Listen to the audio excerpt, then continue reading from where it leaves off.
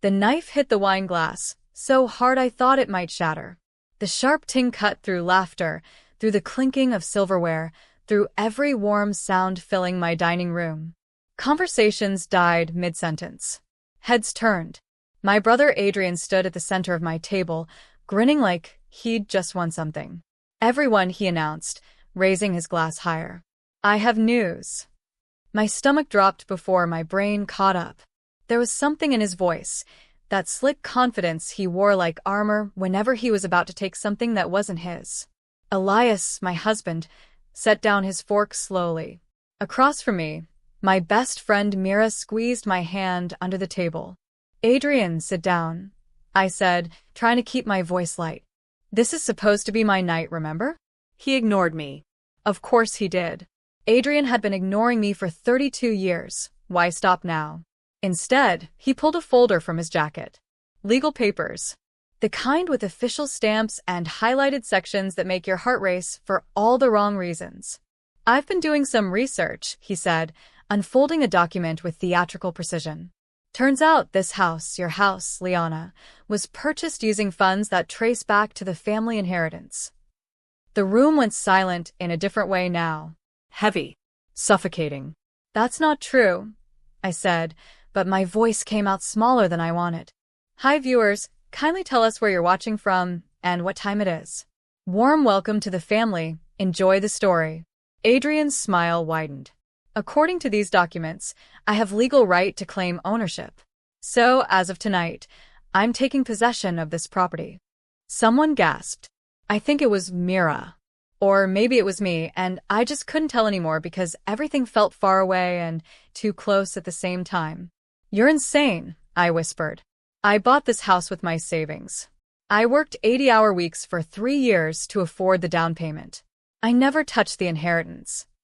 "Then prove it," he interrupted, spreading the papers across my carefully set table, right over the roasted chicken I'd spent all afternoon preparing. My mother stood up. Not to defend me. I knew better than to hope for that. "Liana, stop making a scene," she hissed, her face tight with that look she reserved for when I embarrassed her. "He's your brother. Why are you being so difficult?" Difficult. That word again. The one they used whenever I refused to disappear quietly. My father slammed his palm on the table. Wine glasses jumped. Candles flickered. "Frankly," he said, his voice cold and final, "we wish your sister was our only child." The world stopped. Not metaphorically. Not dramatically. It actually stopped, the way time does when something breaks inside you that you didn't know could break anymore. I looked at Adrian. He wasn't even trying to hide his satisfaction. I looked at my parents. My mother wouldn't meet my eyes. My father looked through me like I was already gone. I looked at the guests frozen around my table, friends, colleagues, people who came to celebrate me finally getting the recognition I'd bled for, and I realized they were watching my execution. Myra's fingernails dug into my palm. Elias hadn't moved, but I could feel him holding his breath, waiting to see if I would scream or cry or break the way they expected me to. I did none of those things. Instead, I began counting. Quietly. Under my breath. 3. Adrian raised his glass in mock celebration. 2. My mother touched his shoulder approvingly. 1. The silence that followed wasn't empty. It was full of every year I'd spent invisible, every achievement they dismissed, every time they chose him over truth. I stood slowly. Everyone watched. Adrian's smile faltered for just a second, a flicker of uncertainty crossing his face before arrogance swallowed it again. "Excuse me," I said softly. "I need to check something in my study." Elias caught my wrist gently. "Lee." I kissed his cheek. "Trust me." I walked out of that dining room with my head high, my steps measured, my hands steady. Because what Adrian didn't know, what none of them knew, was that for the past year, I'd been holding the keys to everything they thought they owned. And I was about to turn the lock. What would you do if your family betrayed you in front of everyone you loved? Would you fight back? Or would you walk away? Drop your answer below. I was 7 the first time I realized I was invisible. Adrian had broken Mom's favorite vase, the crystal one from her wedding, the one she displayed in the living room like a trophy. I'd watched him knock it over while trying to catch a football indoors, watched it shatter into 1,000 glittering pieces across the hardwood floor. He'd looked at me, eyes wide with panic. Then he'd smiled. That smile I'd come to know so well. "Liana did it," he told Mom when she came running. I opened my mouth to defend myself, but Mom's hand was already raised. "How could you be so careless?" "Dad took away my allowance for 3 months. Adrian got a new football. That became the pattern. Adrian broke things. I paid the price. Adrian failed classes. I tutored him through makeup exams while giving up my own study time. Adrian wrecked Dad's car at 17, drunk after party. I told the insurance company I'd been driving. "You're so responsible, Liana," Dad had said, disappointed. "I expected better from you." The irony didn't even register on his face. Mom called Adrian's recklessness boyish charm and confidence. She called my silence maturity and expected more of it.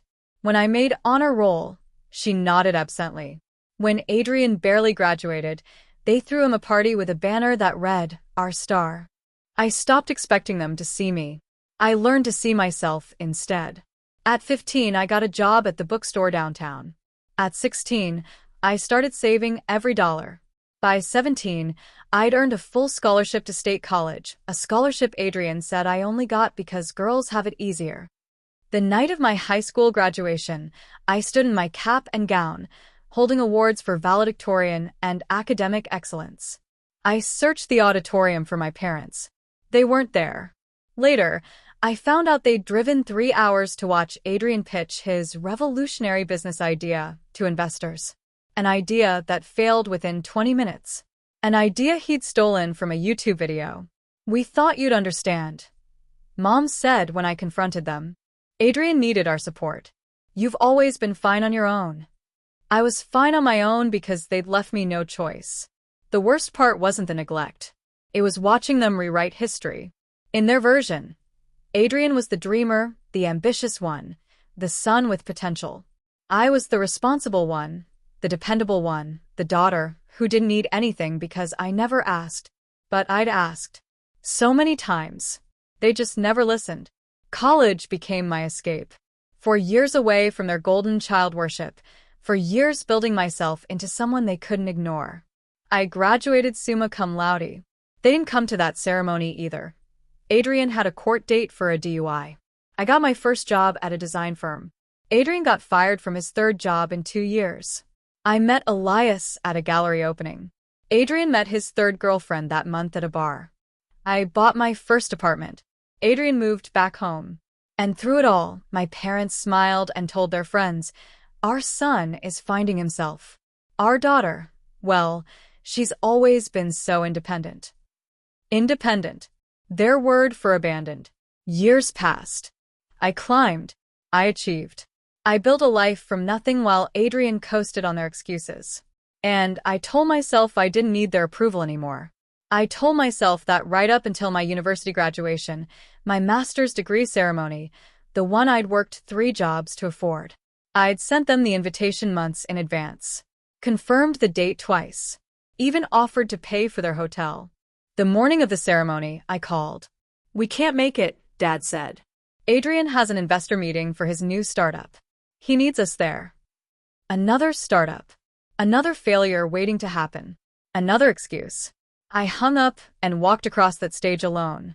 When they called my name, I heard applause from strangers. From colleagues. From Elias, who'd taken the day off to be there. But not from them. That night, sitting in my empty apartment with my diploma on the table, I made a decision. I wouldn't fight for their attention anymore. I'd just stop expecting it. I didn't know then that years later, they'd come begging for mine. Have you ever felt invisible in your own family? Comment below if you understand what that feels like. Dad called me on a Tuesday, which was unusual. He never called unless he needed something. "Liana, sweetheart." His voice sounded tired in a way I'd never heard before. "Can we meet for coffee?" I almost said no. Almost. But something in his tone made me pause. We met at a cafe downtown. He looked older somehow, gray threading through his hair, lines deepening around his eyes. He ordered black coffee and didn't touch it. "I need your help," he said finally. "Not how are you? Not I'm proud of you. Just straight to the need." "The business is failing," he continued, staring into his cup. "We're 3 months from bankruptcy. Creditors are circling. If we don't restructure now, we'll lose everything." Everything. The vineyard. The properties. The Vale name he'd spent 40 years building. "Where's Adrian?" I asked. "Isn't he supposed to be handling operations?" Dad's jaw tightened. "Adrian doesn't understand the complexities of corporate finance. But you do. You've always been good with numbers, with contracts. You're the smart one, Liana. The smart one. Only useful when crisis struck." Elias told me to say no. "They don't deserve your help," he said that night, watching me stare at the business documents Dad had left. "They've ignored you for years. Let them figure it out." He was right. I knew he was right. But it was still my family name. Still my history, even if they'd tried to erase me from it. So I agreed. I spent 3 months untangling Dad's mess. Adrian had been forging signatures, approving expense reports without oversight, borrowing against assets they didn't fully own. The company wasn't just failing, it was bleeding out from 1,000 self-inflicted wounds. I created the Vale Holdings Trust, a legal structure that would protect their assets from creditors, consolidate their properties, and give them a chance to rebuild. I presented the documents to Dad over dinner. "This will save everything," I explained, walking him through each section. "All assets transfer into the trust. You and Mom remain beneficiaries. The business gets protection from seizure." "And who manages it?" he asked. "I do, as the designated fiduciary. It's standard for this type of structure." He barely glanced at the paperwork before signing. Mom signed where I pointed. Adrian signed while scrolling through his phone. None of them read the fine print. The clause on page 17. The one that read, "All controlling decisions regarding trust assets rest solely with the fiduciary, Liana Vale, and may not be overridden without her written consent." I didn't hide it. It was right there, in clear language. They just didn't care enough to look. Within 6 months, I'd stabilized the company, renegotiated contracts, paid off the most pressing debts. The Vale name stopped being a punchline in business circles. Dad shook my hand at a board meeting. "You saved us," he said. Then he turned to the investors and added, "Adrian's been instrumental in this turnaround. His leadership has been invaluable." Adrian, who'd been on vacation in Cabo while I worked 16-hour days. I smiled and said nothing. Because I'd learned something important. Silence isn't weakness. Sometimes it's strategy. 3 months later, I noticed irregularities in the expense reports again. Large withdrawals. Unauthorized loans. All traced back to Adrian's signature. He was stealing from the trust. From the family he claimed to love. And he was doing it badly, leaving a paper trail a first-year accountant could follow. I could have confronted him. Could have told Dad. Instead, I documented everything. Every forged signature. Every fraudulent transfer. Every lie. Then I waited. Because I'd built the fortress. I held every key. And when the time came, I'd decide who got to stay inside. The alert came on a Wednesday afternoon. Adrian had taken out a loan for $500,000, using the trust as collateral. He'd forged my signature on the approval documents. I sat in my office, staring at my computer screen, watching him destroy everything I'd rebuilt. Elias found me there hours later. "What are you going to do?" I closed my laptop. "Nothing. Not yet. Lee, I'm going to let him hang himself," I said quietly. "And then I'm going to cut the rope." 2 weeks later, I sent out invitations for a dinner party. A celebration of my promotion to creative director. The career milestone I'd finally achieved. I invited everyone. My parents. Adrian. His wife. My closest friends. I set the table with candles and crystal. Made the kind of meal that takes all day to prepare. And I waited for my brother to make his move. Would you help family who never helped you? Tell us in the comments, is blood really thicker than betrayal? The vineyard had been my grandfather's dream. 40 acres of rolling hills, grapevines stretching toward the sun, a small tasting room that smelled like oak and earth. He'd built it from nothing, spent 50 years turning dirt into legacy. When he died, he left it to the family. Not to Dad specifically. Not to Adrian. To all of us. Adrian treated it like a toy. He'd show up twice a year with friends, throw parties in the tasting room, post photos with captions like "Boss Life" and "Living the Dream." He never checked on the workers. Never reviewed the production reports. Never cared that the vines were struggling or that the equipment was breaking down. I started visiting on weekends. Quietly. Brought my laptop and worked from the old office while talking to the vineyard manager, Carlos. He'd worked for my grandfather, stayed on through loyalty alone, even though Dad rarely paid him on time. The soil's depleted, Carlos told me one Saturday, showing me rows of yellowing vines. We need to rotate crops, invest in organic treatments. But every time I ask for budget approval, Adrian says there's no money. I checked the trust accounts that night. There was money. Adrian was just spending it on other things. Himself, mostly. So I authorized the purchases. New equipment. Soil treatments. Better pay for the workers. I did it quietly, under general maintenance costs, and nobody questioned it. Within a year, the vineyard started recovering. Production increased. Quality improved. We started winning small regional awards. At a family dinner, Dad raised his glass. Adrian's really turned the vineyard around. His vision is finally paying off. Adrian accepted the praise with a modest smile. Didn't mention that he hadn't visited in 8 months. Didn't mention me at all. Mom beamed at him. You've always had such a gift for business. I cut my chicken and said nothing. But I was building something they couldn't see. Every decision I made, every improvement I authorized, every worker I paid fairly, it all tied back to me. The trust documents told the truth even if my family wouldn't. The corporate side was messy. Dad's company had been bleeding cash for years, propped up by loans and vendor credit. Adrian had been signing contracts without reading them, agreeing to terms that made no sense. I renegotiated everything, called in favors, restructured partnerships. Slowly, painfully, the company started showing profit again. Industry publications wrote articles about the Vale family renaissance. They interviewed Dad and Adrian. Took photos of them in the executive office I'd redesigned. Quoted Adrian saying things like, "Innovation requires courage and we're building a legacy for the next generation." The reporter never asked to speak with me. Nobody wondered who'd actually done the work. Elias found me on the balcony one night, staring at a business magazine with Adrian's face on the cover. "Why do you let them do this?" he asked. "Because anger is expensive," I said. "And I'm investing in something else." "What's that?" "The truth. It always comes out eventually." 6 months before the dinner party, I received a call from the company's legal counsel. Adrian had borrowed heavily against the business assets, money he'd used for personal investments that had failed spectacularly. "The loans are technically tied to the trust," the lawyer explained.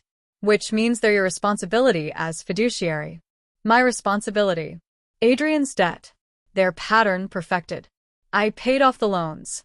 Restructured the remaining debt. Then I added a new clause to the trust. Any transaction over $10,000 required my personal approval. No exceptions. I didn't tell them. Just slipped it into the quarterly paperwork they signed without reading. 2 months later, Adrian tried to borrow another $100,000. The bank called me for approval. I declined it. His phone call came within an hour. "Why would you block my loan?" "Because you haven't paid back the last one," I said calmly. "And because I'm responsible for the trust's financial health. This is my family's money." "No," I interrupted. "It's the family's money. And I'm protecting it." He hung up. Didn't speak to me for weeks. I didn't care. I was done being invisible while they took credit for my work. Done being responsible while they called it independence. Done saving them while they wished I didn't exist. The dinner invitation went out 3 days before the party. Handwritten. Personal. I made sure everyone would come. Especially Adrian. Because I wanted him there when everything changed. When someone takes credit for your work, do you call them out or stay silent? Drop your strategy below. The day of the dinner, I woke up before dawn. Elias watched me from bed as I pulled on my running clothes. You okay? Perfect, I said. And I meant it. For the first time in years, I felt clear. Certain. I spent the morning cooking. Rosemary chicken, roasted vegetables, homemade bread. The kind of meal that takes hours and fills the house with warmth. Mira showed up around noon to help set the table. You're really doing this? She asked, arranging candles down the center. I'm celebrating my promotion, I said innocently. What else would I be doing? She studied my face. Lee, that smile makes me nervous. Good. By 6, the house glowed. Soft music played. Wine breathed in crystal decanters. Everything looked perfect, the kind of perfect that takes work to achieve, but appears effortless. Guests arrived in waves. Colleagues from work, friends from college, Elias's brother and his wife. Everyone brought gifts and congratulations and stories about how hard I'd worked for this promotion. My parents arrived exactly on time, dressed like they were attending a charity gala. Mom kissed my cheek without actually touching me.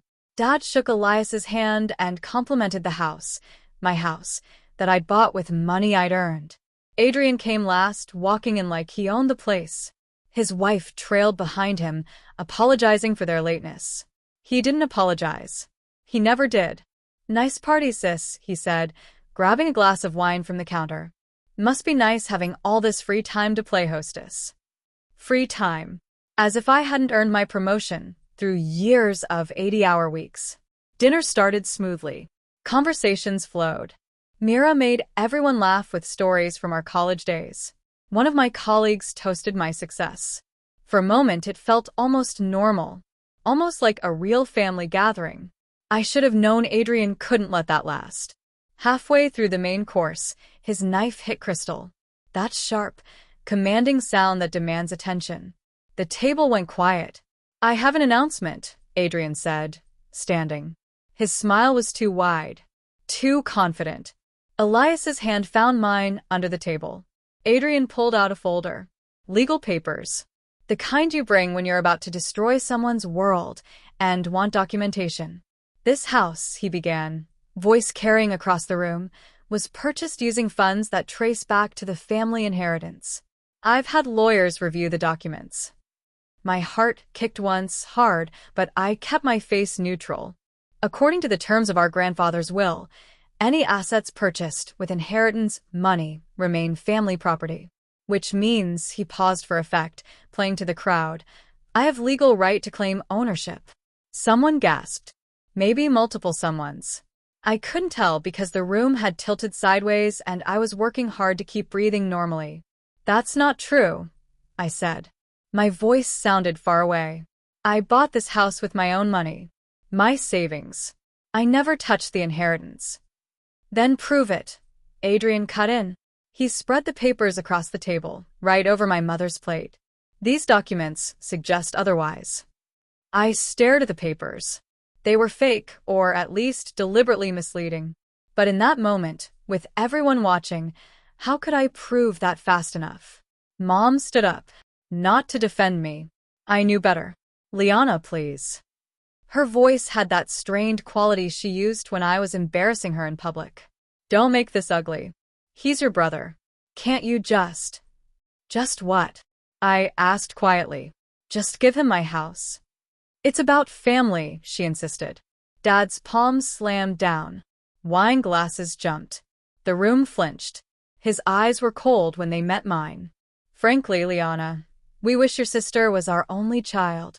The words landed like bullets, each one finding its mark. Adrian smiled. Actually smiled. Like he'd been waiting years to hear those words out loud. I looked at my parents. At my brother. At the life I'd built that they were trying to steal with fake papers and real cruelty. Myra's fingers tightened around mine. Elias sat perfectly still beside me, barely breathing. And I began to count. 3. They chose him over truth. What would you do next? A comment before you scroll. We need to know. 2. Adrian's smile flickered. Just for a second. Like he'd heard something in my voice that didn't match the quiet daughter he expected. 1. I stood slowly. Every eye in the room tracked my movement. The candles cast shadows across faces I'd known my whole life, faces that suddenly looked like strangers. "Excuse me," I said softly. "I need to check something." Elias caught my wrist. His eyes asked a silent question.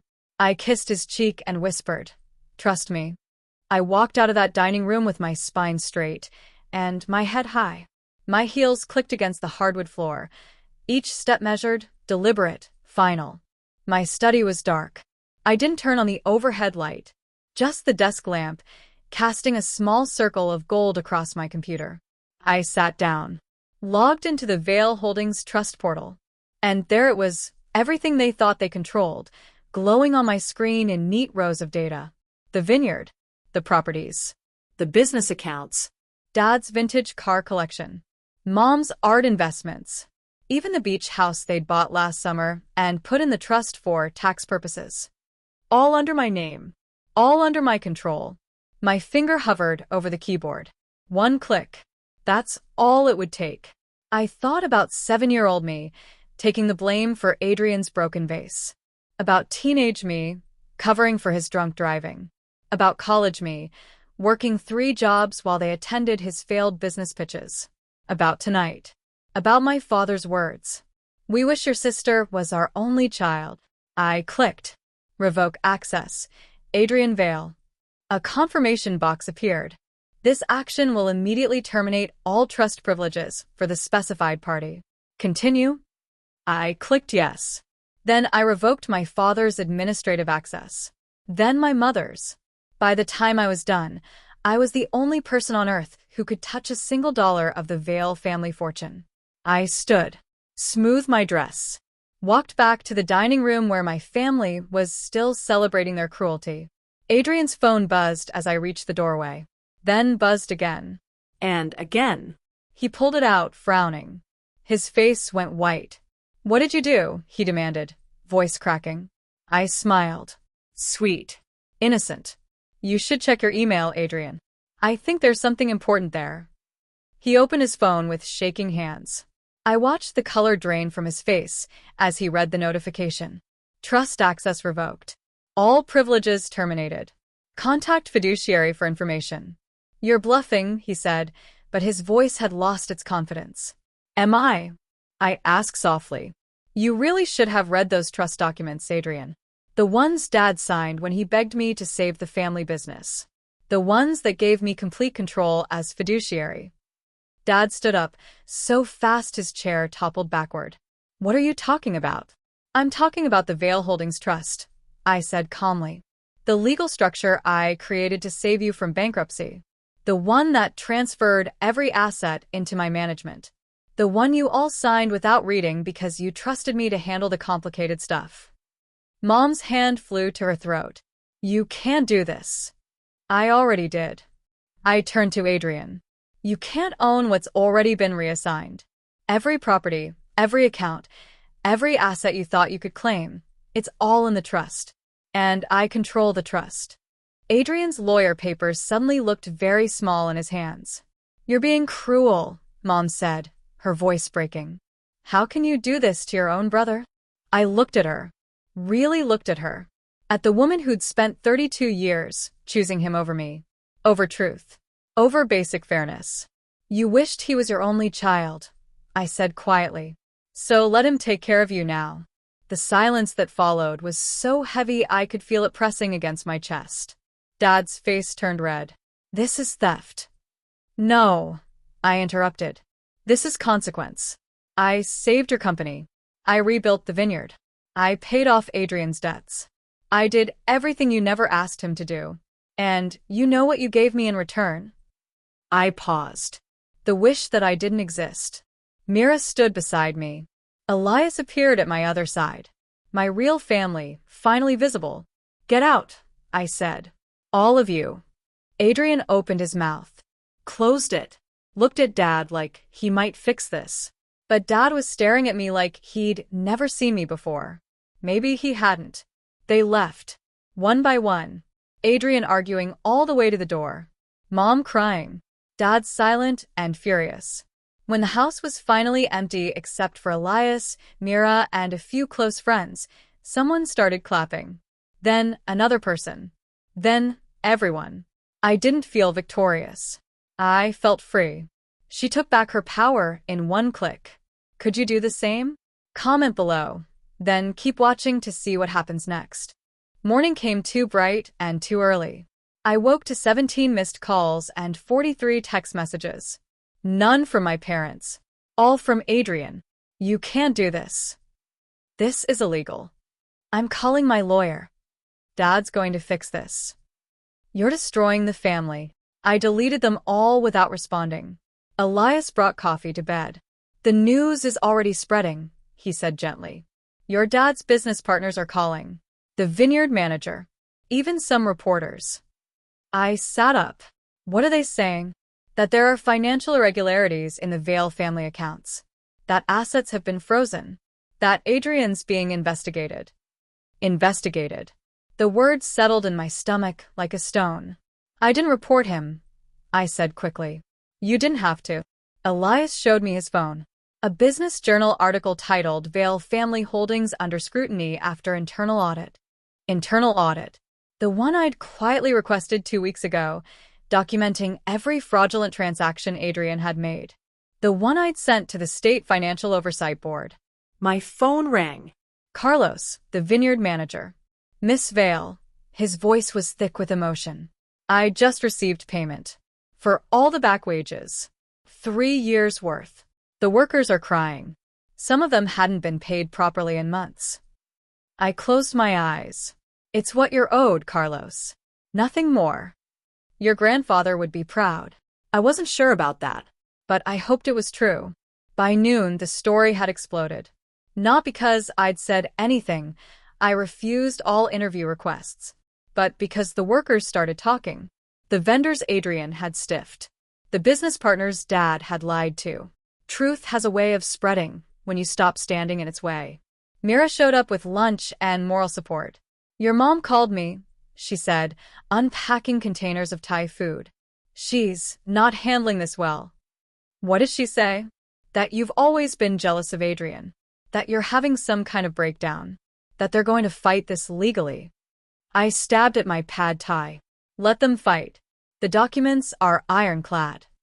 Lee. Myra's voice went soft. Are you okay? Was I? I'd just blown up my entire family. Exposed decades of dysfunction. Made myself the villain in their story. I'm better than okay, I said. And meant it.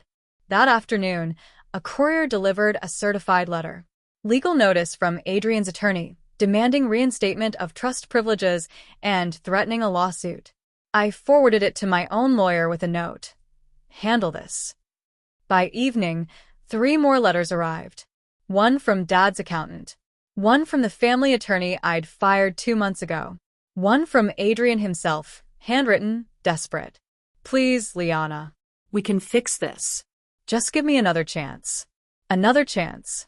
How many chances does one person get before accountability finally shows up? I filed the letter with the others. Evidence if I ever needed it. Elias found me in the study at midnight, staring at spreadsheets. What are you doing? Redistributing, I said. The trust made a profit this year. A big one. I'm deciding where it goes. He leaned over my shoulder. Saw the list I'd created. Scholarships for workers' children. Back pay settlements. Donations to the agricultural college. Funding for the addiction recovery center Adrian had always mocked. You're giving it away, Elias said.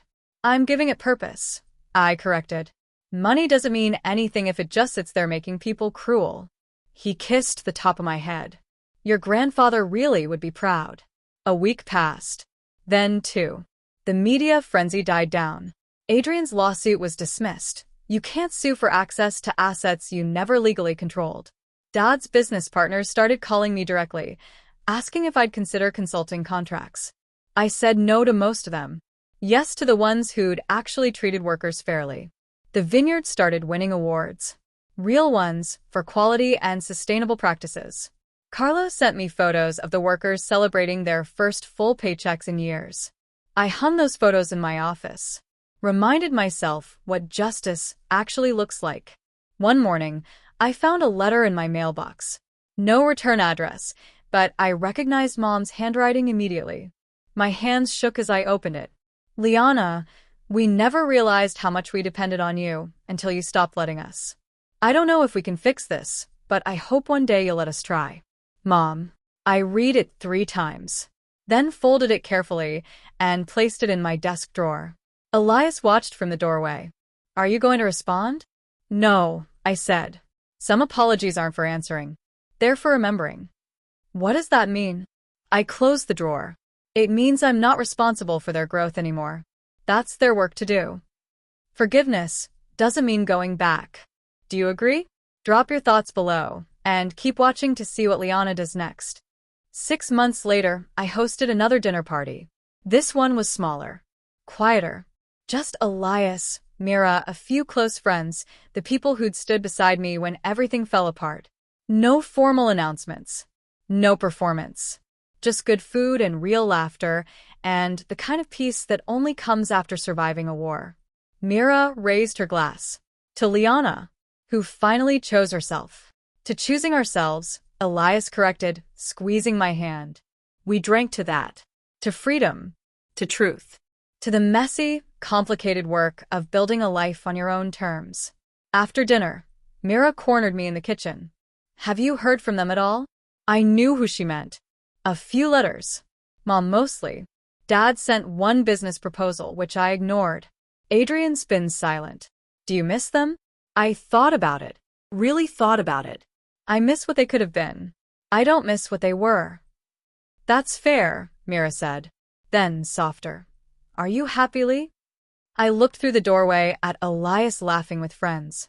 At the home I'd built that no one could take from me now. At the life I'd created from the ashes of their rejection. Yeah, I said. I really am. 2 weeks later, an envelope arrived with the logo of the State Agriculture Board. Inside was a nomination letter for the Sustainable Innovation Award. The vineyard had been selected as a finalist. I called Carlos immediately. Did you know about this? I submitted the application, he admitted. Everything we've accomplished, the soil recovery, the organic practices, the worker profit-sharing program, it's revolutionary, Miss Vale. People need to know. The ceremony was scheduled for the following month. Black tie. Press coverage. The kind of recognition my family used to chase but never earned. I almost didn't go. Recognition still felt uncomfortable, like wearing someone else's clothes. But Elias convinced me. You've spent your whole life invisible, he said. Maybe it's time to be seen. The night of the ceremony, I wore a simple black dress. No jewelry except my wedding ring. I didn't want to look like I was trying to prove anything. We won. Standing on that stage, holding an award with the Vale name attached to something good, something earned through fairness and integrity, I felt something shift inside me. Not triumph. Not vindication. Just quiet certainty that I'd done the right thing. The crowd applauded. Cameras flashed. And in the back of the room, I saw him. Adrian. He wasn't sitting at a table, just standing near the wall, half hidden by shadows. When our eyes met, he didn't look angry. He looked tired, older, maybe even ashamed. He raised his hand slightly. Not quite a wave. More like an acknowledgement. Then he left. I didn't chase after him. Didn't call out. Just watched him go and wondered if people could really change, or if they just learned to live with what they'd done. After the ceremony, reporters clustered around me with questions. What's next for Vale Holdings? Will you expand operations? How does it feel to turn the family business around? I answered them carefully. Gave credit to Carlos and the workers. Talked about sustainable practices and ethical business models. Nobody asked about Adrian. Nobody mentioned the scandal from months ago. People forget quickly when you give them something new to look at. On the drive home, Elias asked, Did you see him? Adrian? Yeah. How did that feel? I watched the city, lights blur past the window. Like closing a door I should have locked years ago. That night, I found another letter. This one wasn't from Mom. Liana, I'm working overseas now. Singapore. They're teaching me things I should have learned years ago. Accountability, mostly. I don't expect forgiveness. I'm not sure I'd forgive me either. But I wanted you to know I'm trying. For what it's worth. Ah, I showed it to Elias. Are you going to write back? I folded the letter. Maybe. Eventually. When I'm ready. When will that be? When it's about moving forward, I said. Not about looking back. Can people really change? Have you ever given someone a second chance? Share your story in the comments, and don't miss what happens next. A year after the dinner that changed everything, I drove out to the vineyard alone. It was early morning, the kind of quiet that only exists before the world wakes up. Mist hung low over the vines, turning everything soft and dreamlike. Carlos met me at the tasting room with coffee. You're here early, Miss Vale. Just wanted to see it, I said. Really see it. We walked through the rows together. The vines were heavy with fruit, deep purple clusters that would become next season's wine. The soil was rich and dark, alive again after years of neglect. Your grandfather planted these, Carlos said, touching a gnarled trunk. 60 years ago. He used to say the land remembers who treats it right. I ran my hand along the rough bark. Do you think he'd be proud of what we've done? Carlos smiled. I think he'd say it was always yours to fix. You just had to stop waiting for permission. We stood there in comfortable silence, watching the sun burn off the morning fog. My phone buzzed. A text from Mira. Dinner at my place tonight? Casual. Just us. I smiled and replied yes. Another text came through. This one from a number I didn't recognize. I almost deleted it. Then curiosity one. Liana, it's Dad. I know I have no right to ask, but could we talk? Just the two of us. No agenda. Just talk. My thumb hovered over the delete button. You don't have to respond, Carlos said gently, reading my face if not my screen. I know. But I thought about Mom's letters, piling up in my drawer. About Adrian's postcard from Singapore. About the weight of carrying anger everywhere you go. I typed back. Maybe. Not yet. But maybe. It wasn't forgiveness. It wasn't reconciliation. It was just possibility.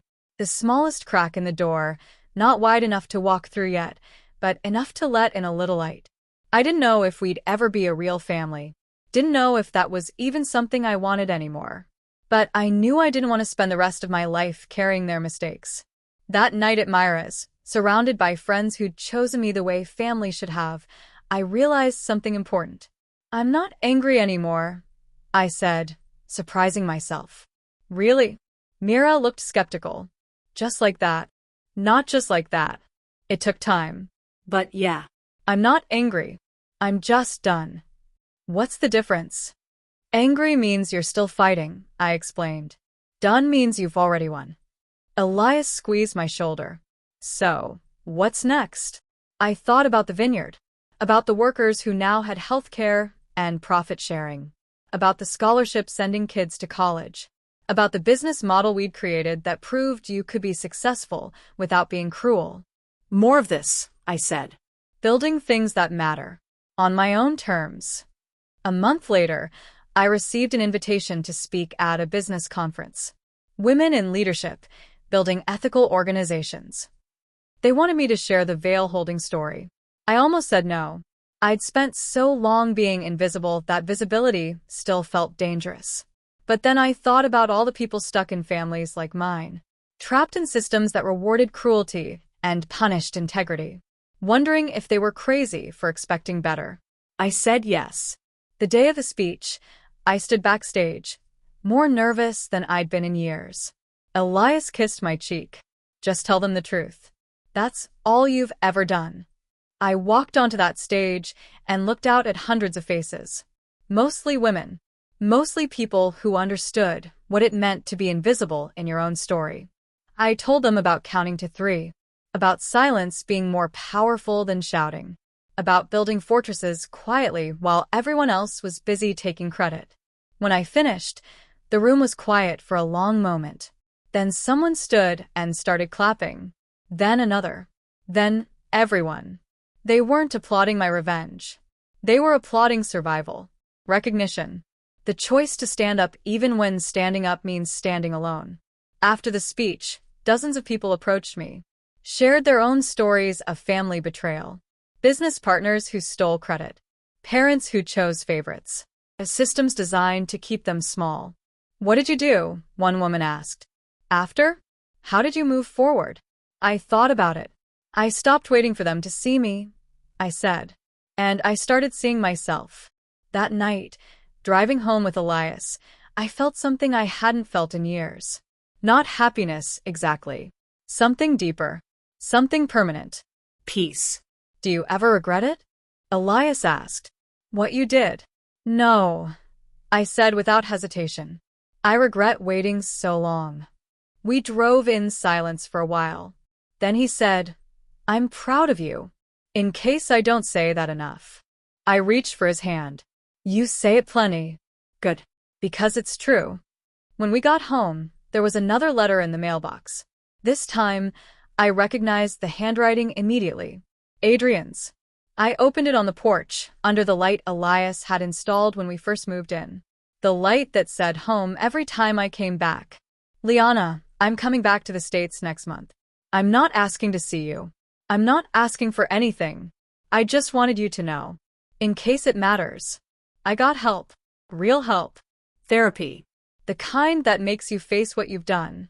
I'm not the same person I was at that dinner. I don't know if that changes anything for you. Probably doesn't. Probably shouldn't. But I wanted you to know anyway. You were right about everything. Adrian." I read it twice. Then showed it to Elias. "What do you think?" he asked. "I think people can change," I said slowly. "But that doesn't mean I have to be there to watch." I folded the letter and put it with the others. Not forgiveness. Just acknowledgement. That was enough. Sometimes the bravest thing you can do is walk away. Have you ever had to make that choice? Tell us in the comments, then subscribe and turn on notifications, because next week we're bringing you another incredible story of survival and strength. Don't miss it. Hit that subscribe button now and share this story with someone who needs to hear it. Your comment might be exactly what someone else needs to read today. 2 years after the dinner, I stood in the vineyard at sunset, watching the light turn everything gold. The harvest had been record-breaking.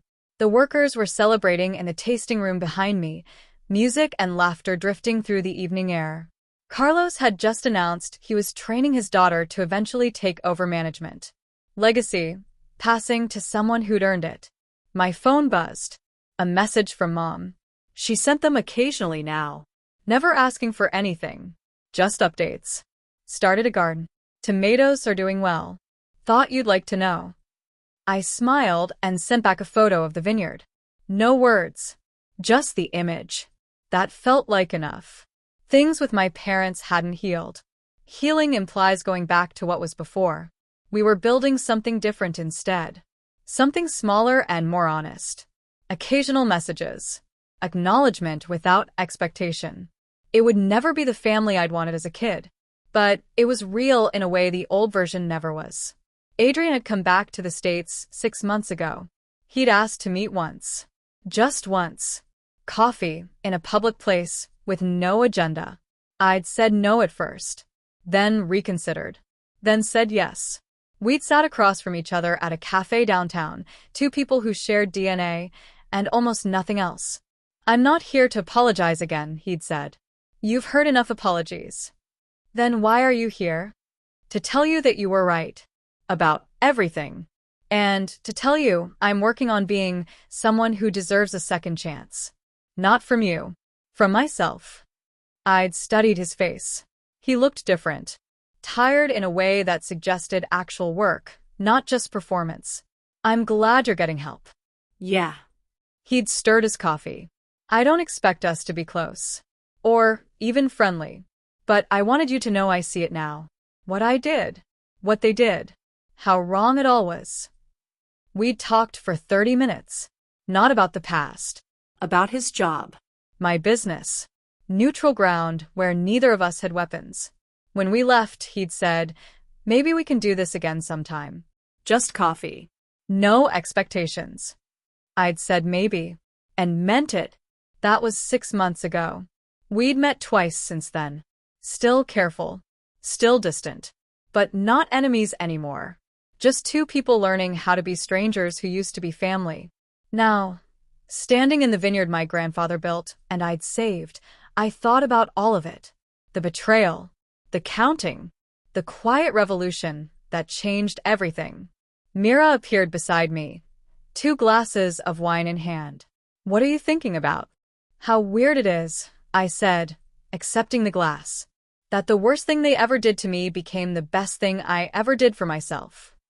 3, 2, 1, silence. I laughed. Yeah, exactly that. We stood there as the sun sank lower, painting the sky in colors that don't have names. "Do you ever miss them?" Mira asked. "The way they used to be? Or the way you wanted them to be?" "Sometimes," I admitted. "But then I remembered they were never actually like that. I just kept hoping they would be. And now I'm good. Really good. Not because they changed.